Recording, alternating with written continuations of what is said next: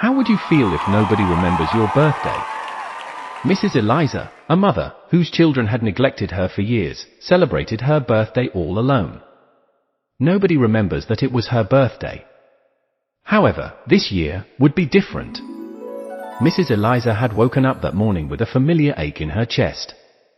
It was her birthday, though it hardly felt like a special day anymore. She lived alone in a quiet little house, filled with memories of laughter and love, but that was a long time ago. Her children had grown up, moved far away, and though they sent cards now and then, she rarely saw them. She spent most of her days by the window, watching the world go by. Occasionally, she'd see families walking by, children skipping ahead while their parents followed close behind, or an older couple strolling arm in arm. Each sight filled her with bittersweet memories. Today, she felt especially lonely, the silence of her home reminding her that another year had passed without anyone by her side. Mrs. Eliza had baked a small cake the night before, just a simple recipe she remembered from years past. She carefully set the little cake on the table, arranged 2 candles beside it, and poured herself a cup of tea. She stared at it all in silence, her heart heavy, and a tear rolled down her cheeks. Then, in the late afternoon, a knock at the door broke the silence. Startled, the first thought she had was that her children had come to celebrate her birthday with her.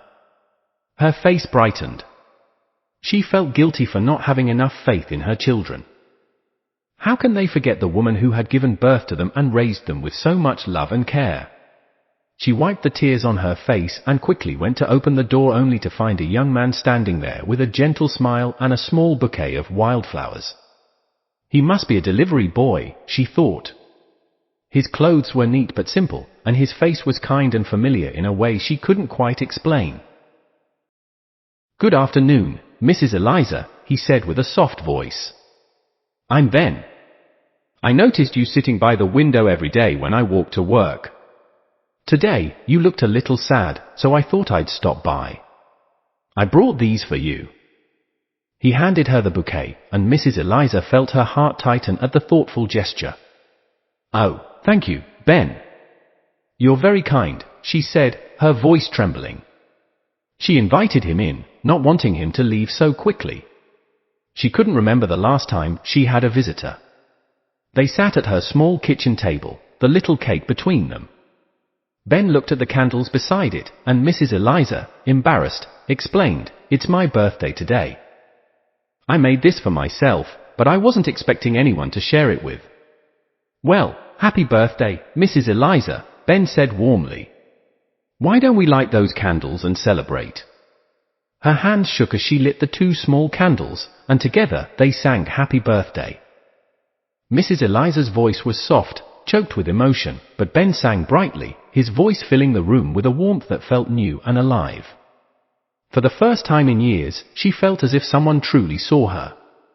As they ate the small cake, Mrs. Eliza shared stories from her past, memories of her children when they were young, tales of her husband who had passed many years ago, and how they had made a life together in this very home. Ben listened intently, his eyes full of kindness and respect, asking questions and laughing along with her stories. When the afternoon sun dipped low, casting a warm glow across the room, Ben finally rose to leave. But before he stepped out the door, he paused and turned to her.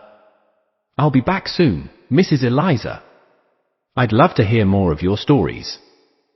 Overcome with emotion, Mrs. Eliza hugged him, her hands trembling as she held onto the stranger who had shown her more kindness than she'd felt in years. She watched him walk down the street, feeling a lightness in her chest she hadn't known in a long time. From that day on, Ben visited Mrs. Eliza every week. He brought small gifts, a book he thought she might like, fresh flowers from a nearby field, and sometimes just himself, ready to listen and talk. He became the family she had missed, filling her days with laughter and companionship. Her children never did call that year, and she didn't expect them to. But somehow, it hurt a little less now. With Ben by her side, she felt her heart healing, little by little. And though she had felt forgotten, Ben's kindness reminded her that love had a way of finding you, even in the most unexpected places. We wanted to end the story here, but we feel that we're not doing justice to the story. There's more to tell and you won't believe what happens next. But first, please consider to like and subscribe. It will be very much appreciated. As the weeks passed, Mrs. Eliza and Ben grew even closer. Ben became her regular visitor, stopping by every Saturday with fresh flowers, a small treat, or just his warm smile. He helped with small chores around the house and listened to her stories, but more than anything, he was a friend, someone who truly cared. The house, once so quiet and empty, was filled with laughter and life again. One evening, as they sat together, Mrs. Eliza, her voice soft with emotion, said, "Ben, I've been thinking.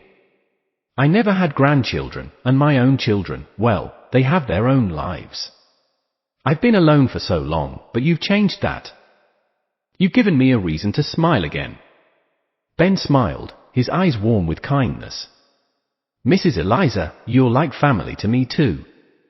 I lost my own grandmother years ago, and meeting you has felt like finding her again." They decided then and there to make it official. Mrs. Eliza adopted Ben, legally making him her grandson. It brought them both immense joy.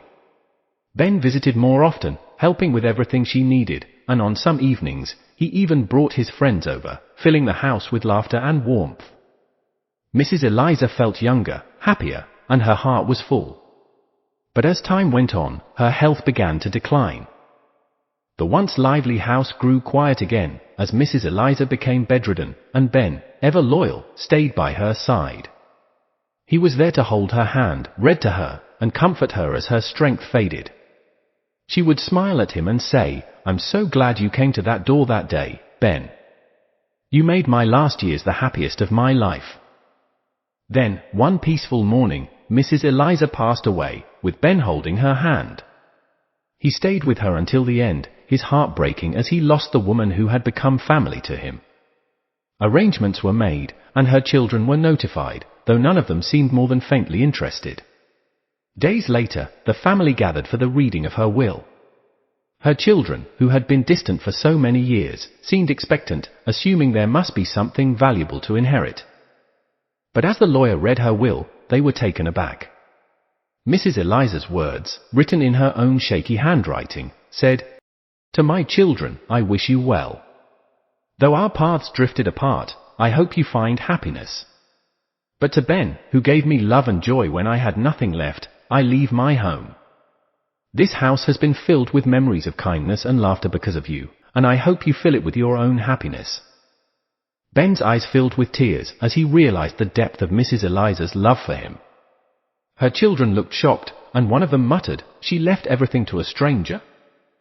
But Ben knew he wasn't a stranger to her. He was family, and he had been there when she needed someone the most. The house, her precious home, was now his.